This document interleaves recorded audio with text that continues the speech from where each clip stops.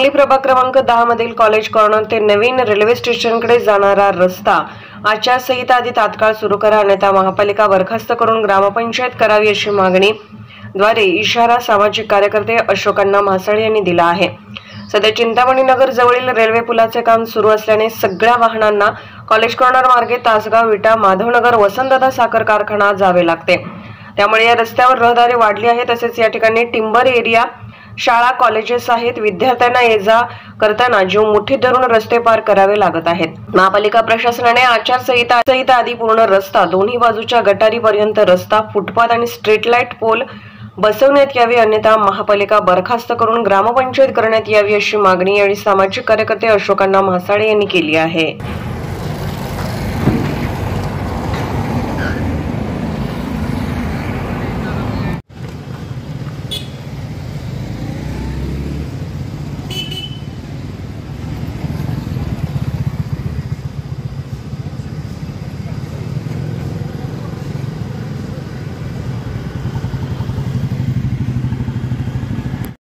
प्रभाग 10 मध्ये college corner ते रेल्वे स्टेशन मुख्य रस्त्यावर इथं आलेलं असताना इथल्या नागरिकांच्या समस्या ऐकून घेतल्या आणि नागरिकांनी म्हटले की मेहता हॉस्पिटल ते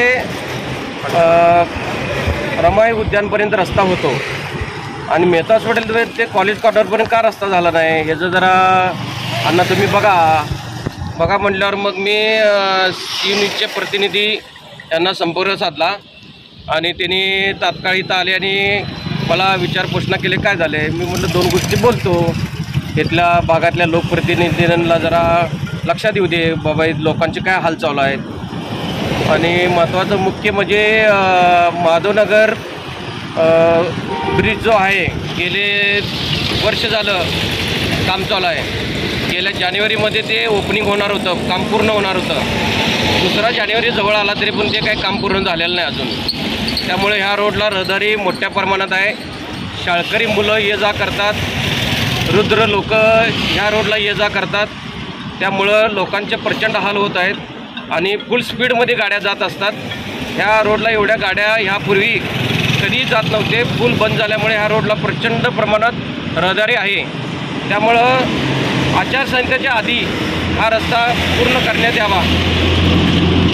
माननीय आमदार गाडगीळ साहेब यांनी ह्या रस्त्यासाठी 80 लाख रुपये निधी दिलेला आहे।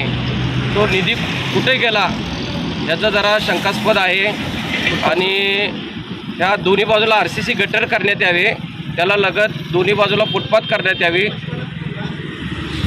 कुठल्याही रेल्वे स्टेशनला जाताना जर रस्ता बघायचा म्हटला तर तिथं फुटपाथ असते, लोकांना जायला सुसज्ज लाईट सगळ्या सोयीसुविधा असतात। तर ह्या रेल्वे स्टेशनकडे जाण्यासाठी कोणतीही सुविधा नाही ही ह्या महापालिकेचं दुर्दैव आहे। आणि महापालिका जर सुधारणा करणार नसतील तर सदरची महापालिका बरखास्त करून त्यापेक्षा माधवनगर, हरिपूर, जयसिंगपूर जसे ग्रामपंचायत स्टँडर्ड आहेत तसं त्या पद्धतीने ही ग्रामपंचायत ठेवावी ही आयुक्त साहेबांना नम्र विनंती। जय हिंद।